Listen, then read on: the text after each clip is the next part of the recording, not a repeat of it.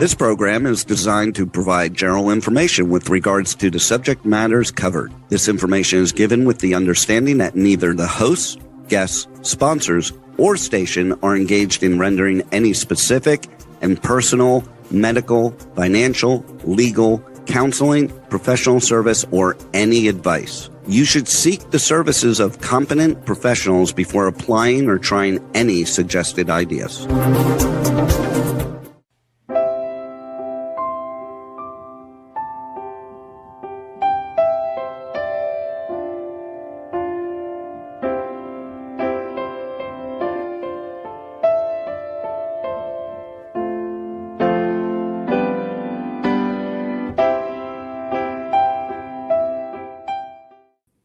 Hi, welcome to the Sound of Gold. I'm so glad that you're here with us today.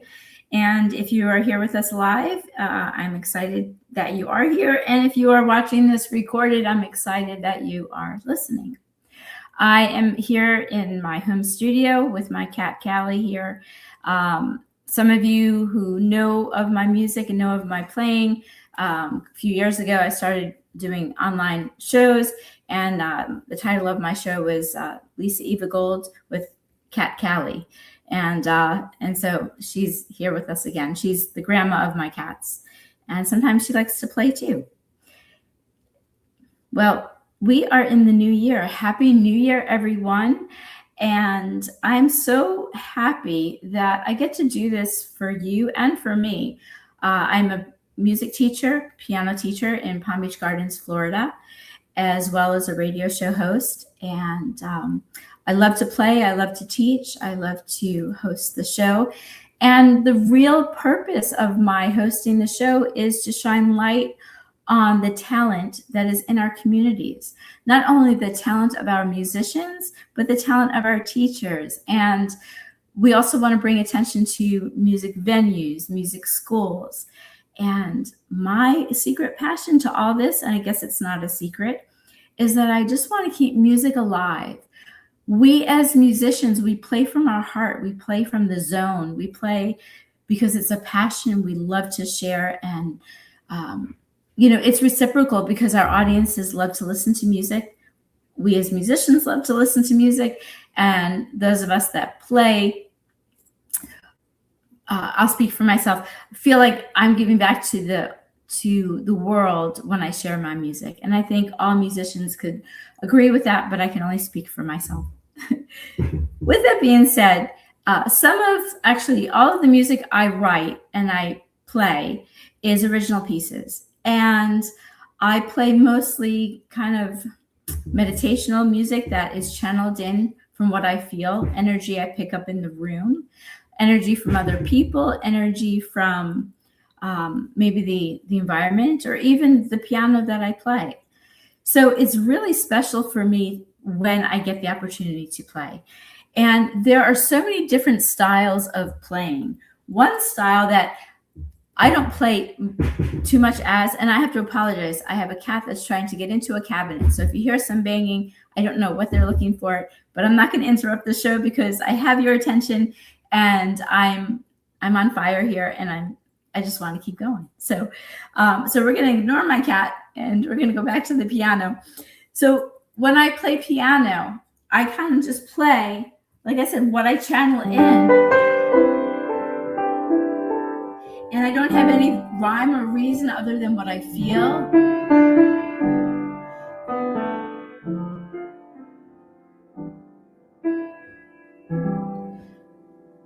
There is a style of piano that I find myself not playing enough. And that kind of piano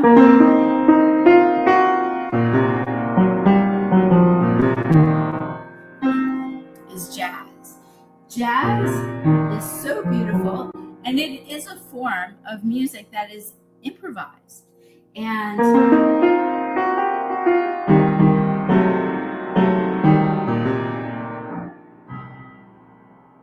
I'm so excited to invite a guest to our show today, Mr. Steve Samner.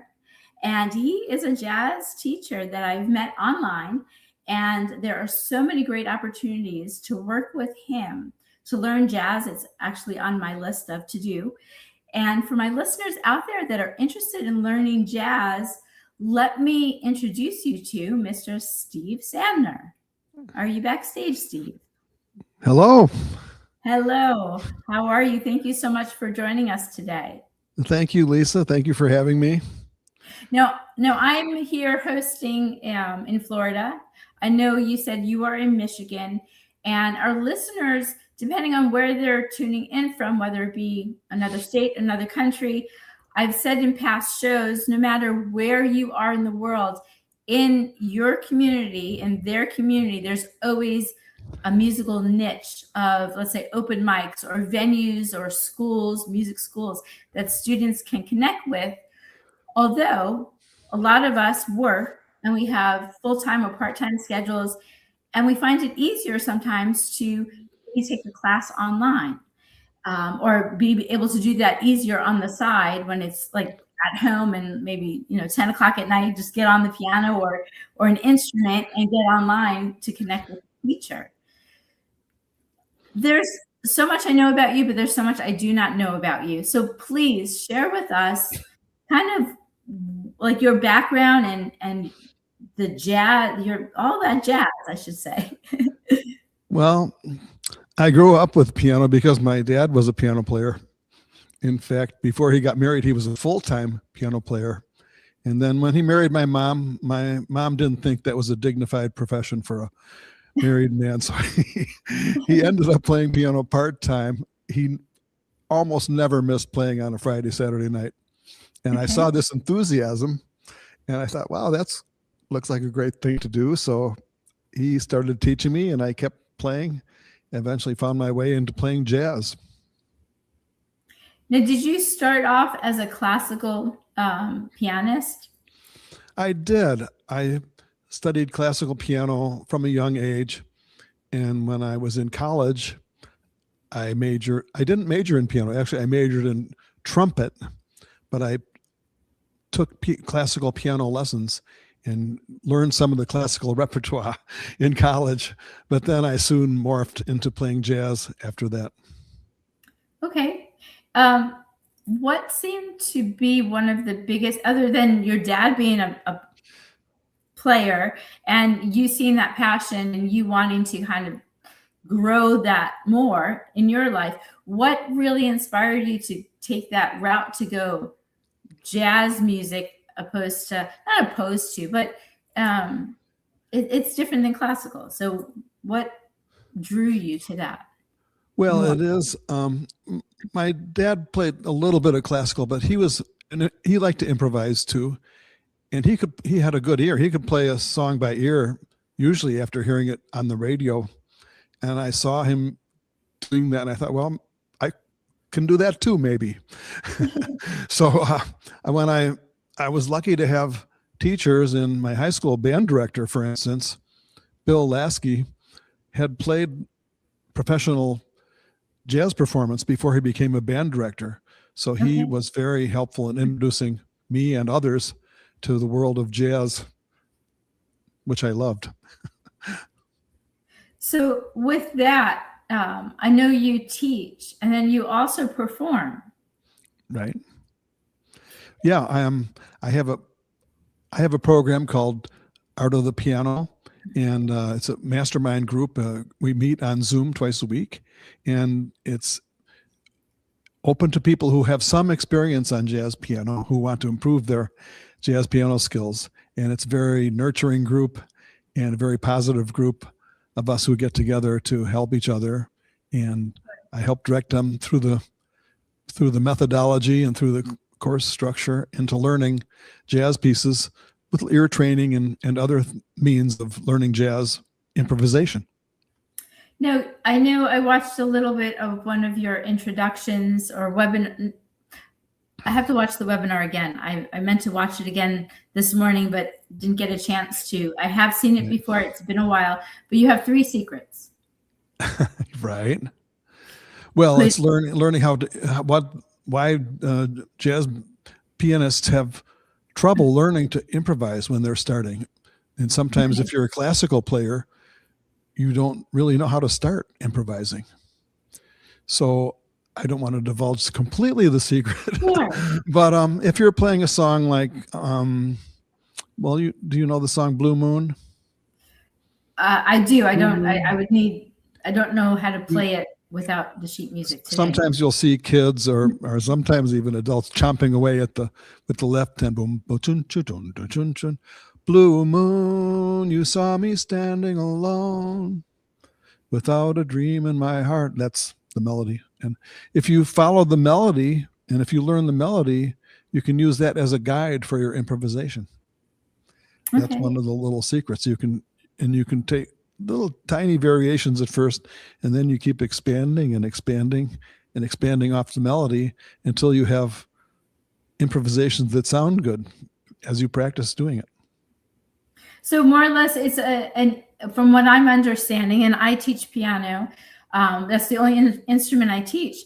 However, I do focus on reading, but I also want to make it known to every single student of mine that ear training is so important. So we kind of derail from the note reading to the listening, but it's such a different part of the brain. Can you share anything or any information on that topic, or is that something you don't want to on my brain?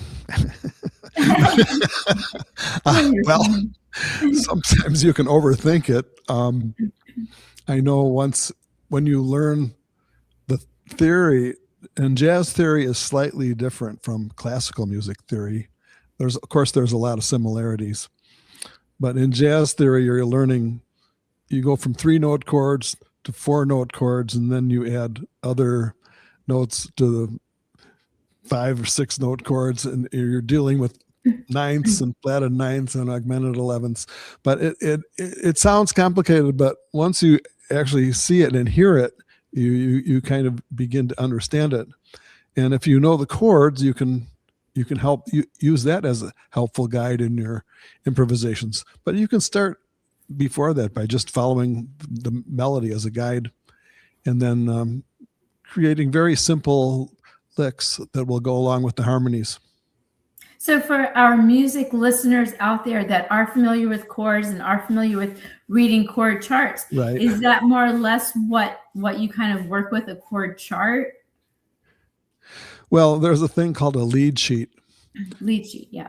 A lead sheet, for those who don't know, it's not like a sheet music where both right hand and left hand are written out with all the notes. A lead sheet only has the melody of the song, and then it has chord symbols written above the melody, which is a learning process to know the chord symbols. But once you know the chord symbols, you're able to formulate your own chord voicings. And a voicing is how you place the notes of the chord under your fingers. And you can start with very simple voicings and then progress from there. There's a step-by-step process that I have within my group that we use to learn songs. We start with, of course, simpler songs, and then you can graduate to more complex songs like Thelonious Monk or something like that. Thelonious Monk is definitely one of my favorites. A great inspiration, but it's a little bit that it goes into a little bit more deeper. So I want you to feel comfortable in sharing what you'd like to share with us. And with teaching, with your program, like I have a class I take, and it's like a monthly fee for the year. So is your online program, is it like a set goal, like in 6 months, in a year? Is there like a program within a time space that you have it limited or extended for? Well, everybody wants to get results and they're playing, and everybody has their own goals.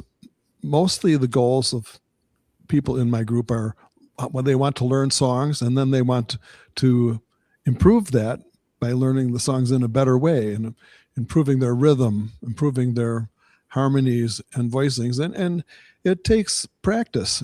That's one thing that is stressed by any genre of music, is you need to put in practice time every day. And it doesn't come without practice. Let's put it that way. Sure. Now, I don't. You probably don't know, and I don't know that the listeners know, and maybe they have because maybe I've said it before. I started playing when I was 5. I started as a classical pianist, Right. and I took years and years of lessons, and then I rebelled when I was a teenager, and then eventually went back to playing. And I did. I really did not have a musical inspiration in my family. So I kind of just went on a whim of my parents wanted me to play, and that was kind of the reason why I took lessons and why I played. I'm thankful for it today. I can't say I loved practicing growing up, but I love practicing now because it's a different understanding. And I do try and teach this as well, how to practice, right? Because we're not taught how to practice. We're taught how to learn the instrument, how to learn how to read, but then it's like, okay, go home and learn it. So learning how to practice is a big deal for me to express when I work with my students. With that being said, my question for you is, both you and I, we didn't start out where we are today, okay? And you have so much more experience than I do. And, I'm privileged to have you on my show today. My questions are, when you first began learning, and you did mention a little something here and there earlier, but when you started learning and when you were when you were practicing, when you were climbing the ladder to where you are now, what was it that helped you motivate you to continue going? Wow, that's a good question. I think it was listening to great music and listening to the great jazz pianists. And I did that from a young age. My dad had the old 78 records Right. of the great pianists like Art Tatum. You listen to Art Tatum and you go, that can't be possible that that's only one person playing this piece. And he also had classical music. And you listen to this great music and you wonder what it's like sharing this, being able to play it yourself and sharing your performance with other people. Maybe a little bit of an ego thing, but you want to be able to how can I possibly learn how to do that? And then you realize it, takes some practice. And then, for instance, when I was in second and third grade, that in our particular school, they had this old upright piano they would roll from room to room, and I was always eager to share my latest song that I'd learned, my little simple song with the class and show off a little bit. Yeah. And once you hear that response, there's nothing like it. That's true. That's true. You probably did that too, right? You played for your school class? No, because, and this is silly. Well, maybe not so silly. Growing up, I remember I had 5 different piano teachers, and most of them quit on me except for the last one. She got sick, not because of me, but I remember specifically taking lessons, and I wanted to just play and improvise and do my own thing. And the teachers would get so frustrated with me. They're like, no, you have to learn the foundations. You have to learn the classicals because that's what came before us. That's what started us all out. So being a child, I just didn't like that answer. So, but I do understand it now. I do understand what that feeling is like. I have another question for you, and this is something I forget to ask a lot of times in my show. I know, but I know my listeners, not all of them know. Will you share with us a little bit of your experience with how you get out there and get gigs? You've learned what you've learned, you know what you know, and you have the opportunity to be on stage and to show off, as we call it, but not really. We're doing what we love. So it's a pleasurable show off, I think, to say. But what are some of your secrets of getting gigs? Like you play on Makena Island and other places. Well, that's another very good question, because that is key, isn't it? You want to get gigs. Yes. You want to get gigs that are maybe to make a little money is Yes. always good, but you want the audience response. I remember one of my first gigs was I think I was in high school, maybe 14, 15 years old. And one of the older guys in school said, "Hey, they're having a block party. Why don't we go down there and play some music?" And I go, and we didn't even think about getting paid, but we had a little hat, literally a hat sitting there. And we played music. I don't know how good we sounded, but the people were accepting of us. They went with it, and we must have been somewhat entertaining. I think we made $15 a piece for that block party. That seemed like a huge amount. And then sometimes you create your own gigs to play, like open mic nights. If you're going to go to an open mic night, people will hear you play and they'll say, "Hey, you play piano and I play violin, or I play saxophone. Why don't we try to get a gig over at such and such a place?" And you just keep trying. I love that. And I've mentioned in previous shows, open mic venues, it's such a warm, welcoming community of people and music friends that become lifetime friends because you're just there to support each other and inspire each other. Right. I don't think it matters what state you're in or what country you're in. We have that. Well, I don't know about every country, but I can speak for the United States. We're here. So I know various people in various states have the opportunity for that. Right. I think it's a good way to get exposed. And even if you just know one or two songs, you can go to an open mic night and get practice performing. Yes. And who knows what could happen. And you never know who's in the audience. You never know who you're going to meet. And you never know if there's somebody having a party that might invite you to play, or right. different venues. Now, you play on Makena Island. Is that something that you just fell into? Is that something that you strive to get there? Or I don't know if I'm asking the right question. Well, yeah, that's another interesting question. When I first started out, I got my first real gig that was substantial. It was in my early 20s, and I went through an agent, and he was happy with the work I was doing. He said, someday, he also booked the Grand Hotel on Makena Island. Yes. He said, "Someday you're going to play up at the Grand Hotel on Makena Island." I said, "No way. I don't want to be trapped on an island." And we kept arguing about it.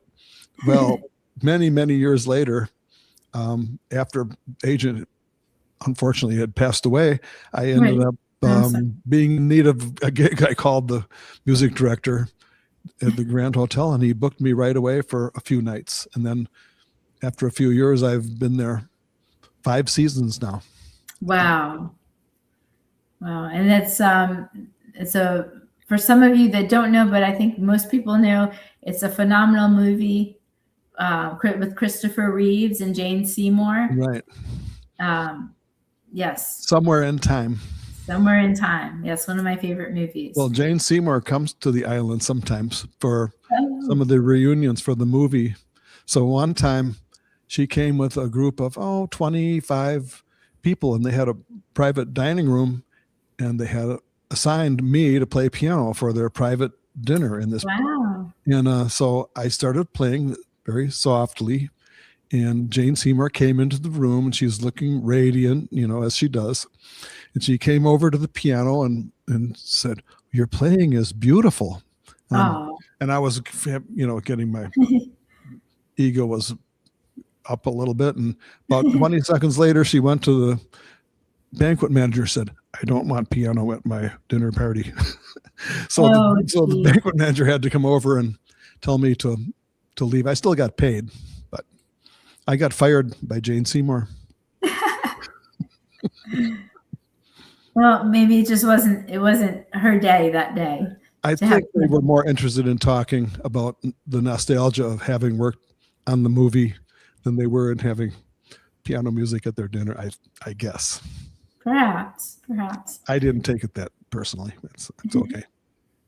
So I don't know if in your area, and I don't know in other states, but I'm guessing I know here in Florida, when we perform out somewhere, depending on where we're performing or who we're performing for, whether it be a restaurant venue, a private affair, or a club, the pay is always different. And Yeah. Is that the same for you in your area, or do you find that you're kind of locked into what you have going and that it's just a consistent? Well, the pay can vary widely. You can find gigs that pay.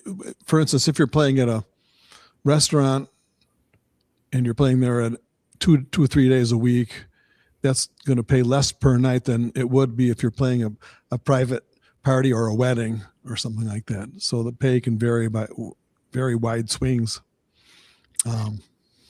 Yeah. I know that some of the jazz musicians, when we were playing jazz, which the kind of music we wanted to play, you said you were talking about how to get a gig. We would go to a restaurant and say, we want to play jazz.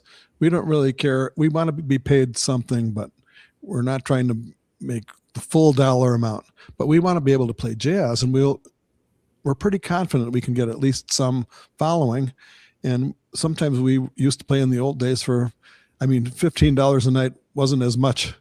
Right. When you got to the 80s and 90s, 1980s, 1990s. So, but we would do it. And then sometimes we'd pack the place and the restaurant owner was happy.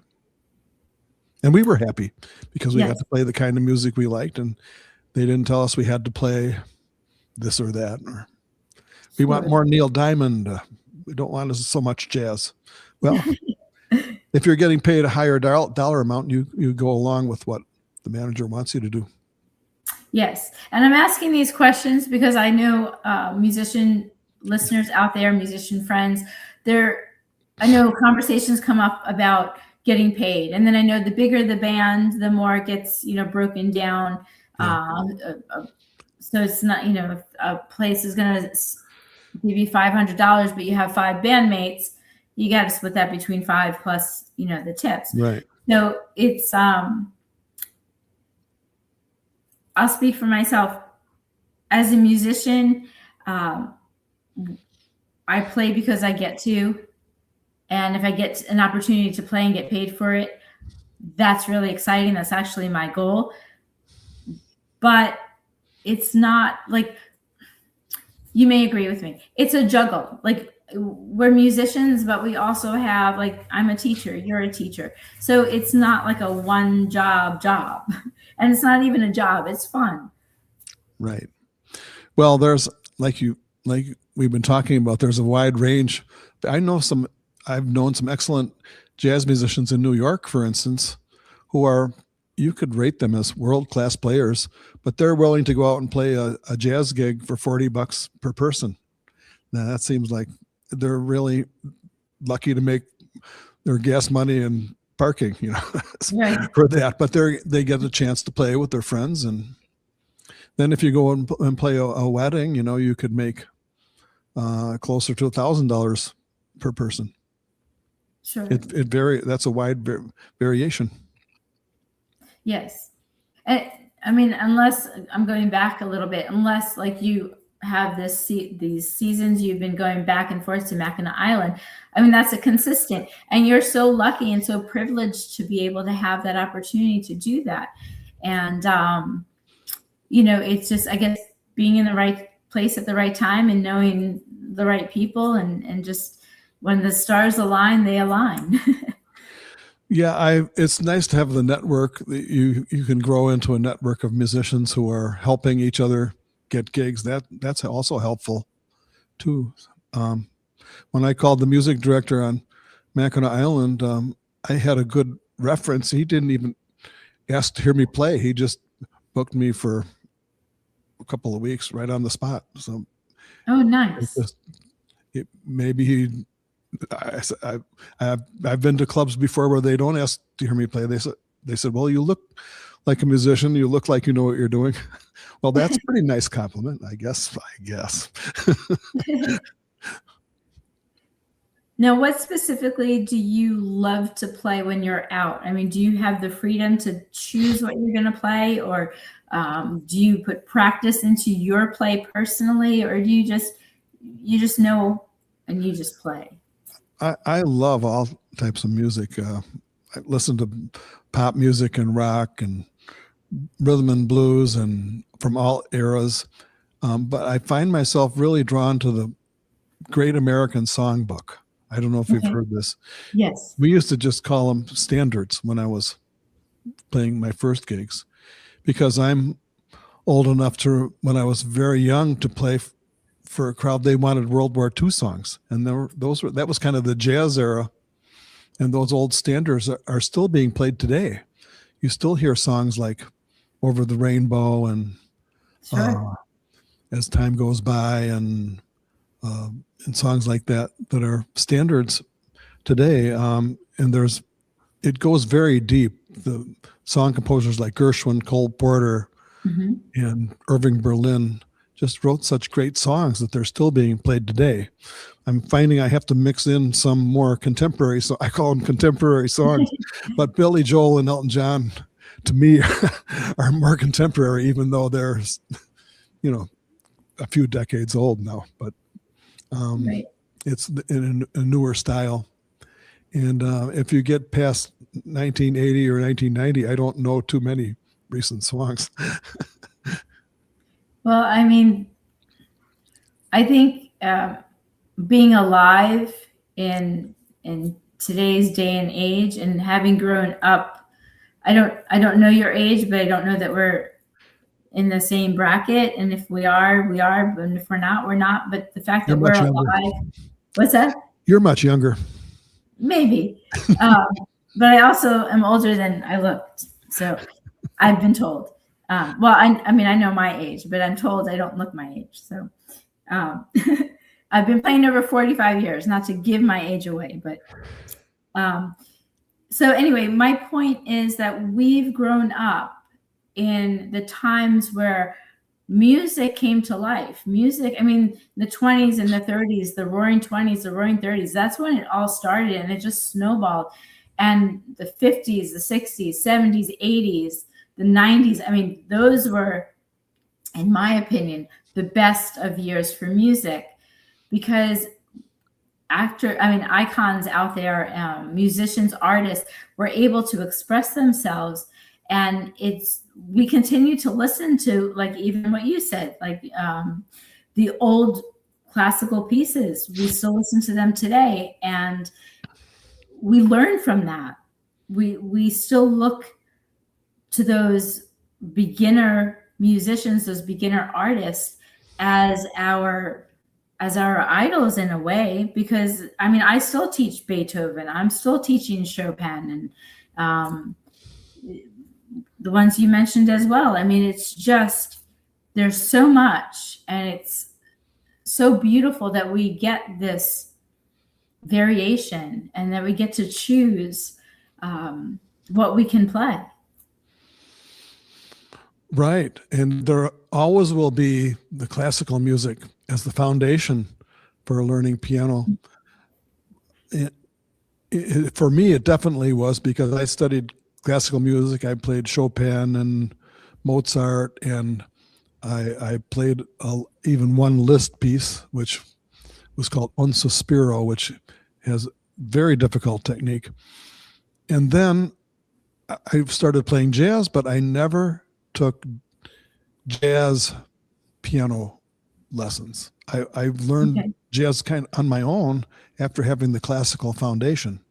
Sure. And one of my teachers, when I was young, in 6th grade or so, said, if you can learn to play classical music, you'll be able to play jazz.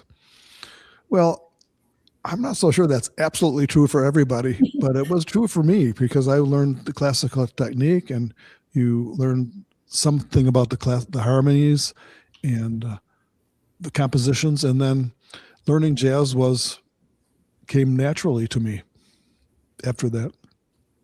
Sure, that makes sense. And I know you're not going to share with us the secrets, but well, I'm open. But I Okay. never know. Okay. What can you share with us? So so let's say someone wants to sign and share what you wish to share, and what you don't, it's okay too. I want you to feel comfortable in what you want to tell our listeners. If someone today were to sign up with your class, right, and Right. they want to learn jazz, so can you give us just a very brief synopsis? I don't know why I can't say that word, of kind of like how you approach your teaching to teach that style of music. I mean, you said a little bit earlier, but yeah. Well, one of the first songs we work on, and a lot of jazz teachers use this song as the introductory piece to learning jazz because it has that construction that's so helpful. It's Autumn Leaves. I don't know if you know that song. Yes. Do you play it yourself? No. Well, I'm not. I have to work on that. I have to work on attuning my brain more to jazz to be playing that. I've been playing more like Reba McEntire lately, and different styles of Billy Joel. Reba McEntire. Wow, that's interesting. I was playing in Sedona, Arizona, at an Italian restaurant, and Reba McEntire came in and sat right in the chair right next to the piano. Oh wow! And I could not think of a Reba McEntire song to play. I couldn't think of any of her songs. So but she was nice to me and said, thank you. Anyway, but if you take the song, I'm getting off subject. I'm sorry, but no, it's okay. I do it all the time. okay. If you're playing a song like Autumn Leaves, the melody starts on E, right? E, F sharp, G, C.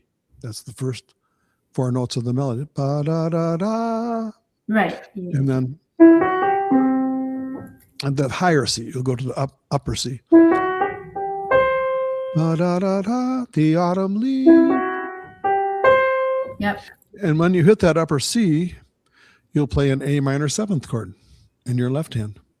And if you play it in the root position, you'll play A, C, E, G, all white notes. Okay.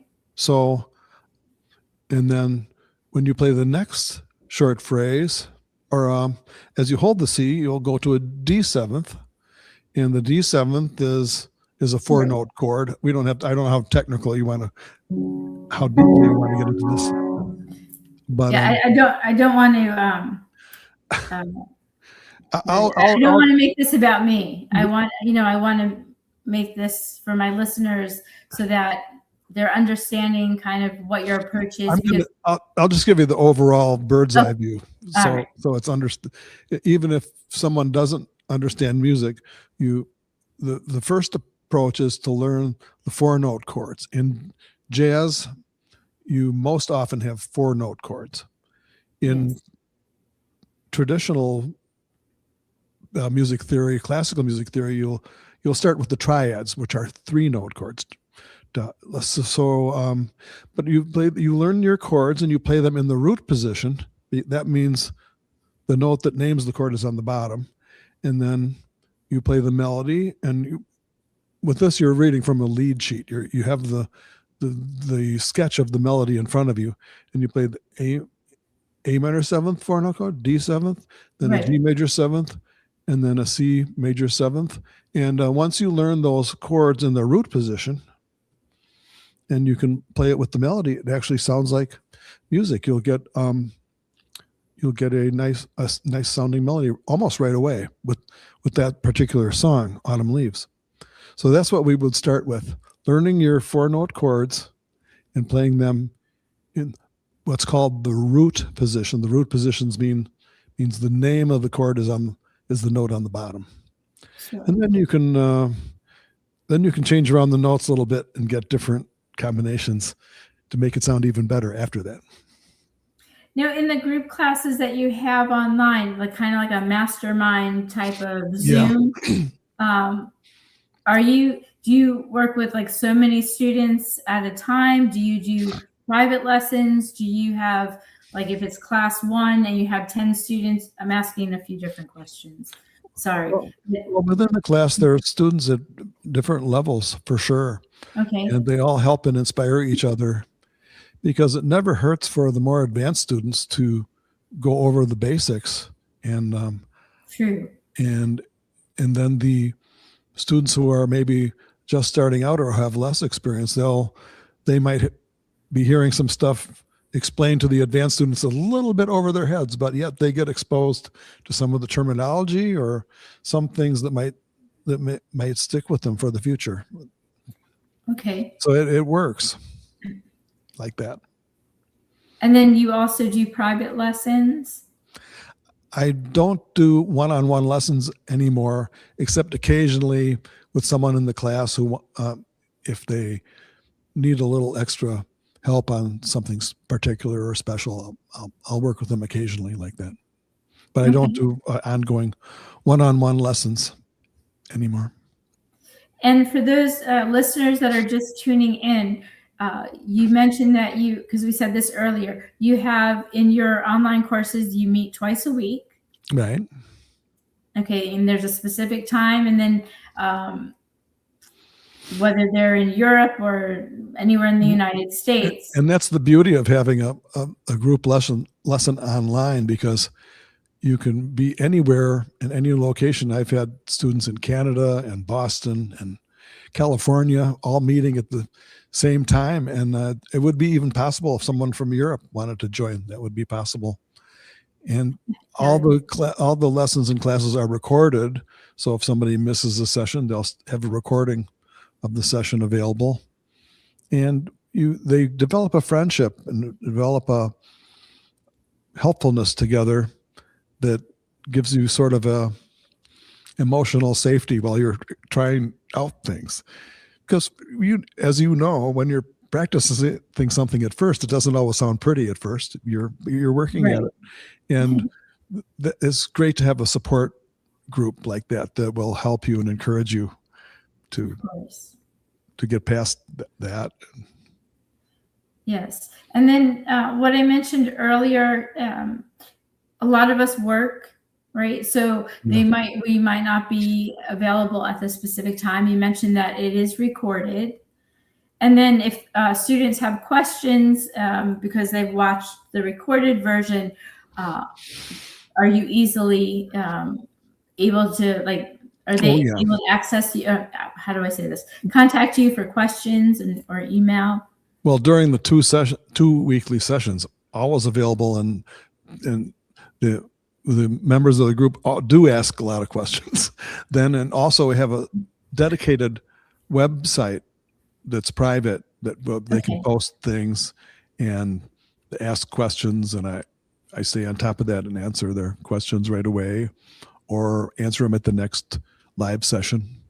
Yeah, that was my next question. Do you have a private Facebook page but you answered that? It's a Facebook type page where you can post different things, and you can also access all the previous recorded lessons for the past year and a half. And there's a course structure that has videos and PDFs where they can review things, and we like to stress also the basics, learning your scales and chords, and also encouraging you to practice little inspirational videos and inspirational performances of various artists, which is a very helpful thing when you're learning piano. I'm sure you do. You listen to your favorite artists and you get inspired. Yes. And I also will say in your favor, you do send out, because I get them, you send out some fabulous emails. You send out some fabulous emails with terrific jazz tips, or you reference it to a Thelonious Monk or someone else. Right. And if you want to be on that email list, you can go to that link you were showing on the screen before, or you can just go to artofthepiano.com. artofthepiano.com, and you'll find a link to join that email list, and I'll send out tips a few, if I'm lucky, a few times a week. Yes, and they're fabulous. I love receiving them, and I always learn something from it. Well, thank you. I'm glad to hear that feedback. That's good to hear. Yes, because your teaching is not the common, like well, you don't know, like some of the classes, I still take classes, um, because it helps me just to learn more and to be a better teacher and to be a better performer. But your teaching is not the mainstream, and that's why I was so excited to also have you on the show today, because your approach is different and your emails aren't the regular, like we're playing a classical song. You go back to, like I said, like an Art Tatum or a Thelonious Monk, and you just go back to the roots. And not everybody does that. So I really value those little tidbits of lessons that you give. Well, thanks. And I like to vary the complexity too. Sometimes I'll get complex into a Thelonious Monk song, and if that email's too complicated for you, don't worry, because in a next email or two, I'll have something that's more simplified, more entry level. And if it sounds too simple for you, don't worry, I'll have a complex email for you coming up pretty soon. So I try to vary it like that too. And you know what?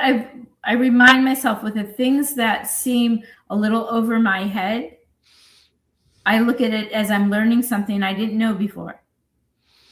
So sure. For our listeners out there, if you're reading something that you're like, oh, I have no idea what this is, just take it kind of like in stride, because you didn't know it before and now you do. So it's something, a little tidbit I've told myself, like, don't get frustrated and dismiss it because you don't know it. It's just something new. So, be open to it. Be open to the different approaches of teaching and the different things that we don't know. So thank you, Steve. We're almost out of time. Are there any last minute words that you'd like to share with us, and also how our students, our listeners, can contact you?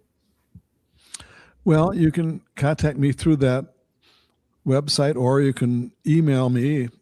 Feel free to email me, steve@sandnermusic.com, and be happy to answer any questions or issues you have. Also, remember, there's no substitute for practice. Even a little bit of practice every day is going to be helpful. Yes, I agree. Well, thank you so much, Steve, and we will talk again soon. And I will definitely share some of the information you had emailed me. I look forward to sharing that with the link of the recorded show. So, well, thank you, Lisa. Thank you for having me. It was delightful talking to you. Thank you. Yes, same here, and Happy New Year. And Happy New Year to you. All right. Thank you so much, Steve. That was great. And for those of you that are just tuning in, we've had Steve Sandner on our show today. He's a jazz piano player. He plays other instruments. He offers online classes, and the art of playing piano, I think it is the name of his contact. I get it confused. I told him I teach with another school called the Art of Piano Playing. So in my brain, I get it mixed up. But that set aside, I will post on my Facebook page, Lisa Eva Gold, a contact for Steve Sandner, and I will also post a recorded version of our show today. In the meantime, I wish everyone out there a very happy and healthy and prosperous new year, and make good choices. This is the year where we all get to be reminded that we're all powerful and that we all inspire each other.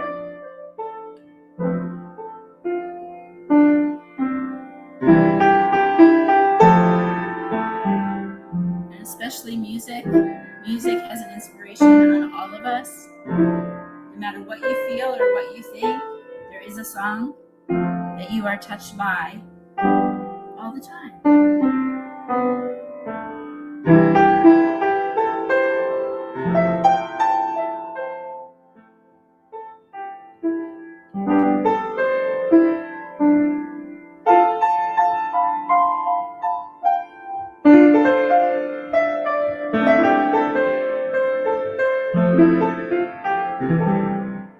Tune in next week, find out who my guest will be with me. And, well, I know, but you don't know yet. So tune in, help me keep Music Alive.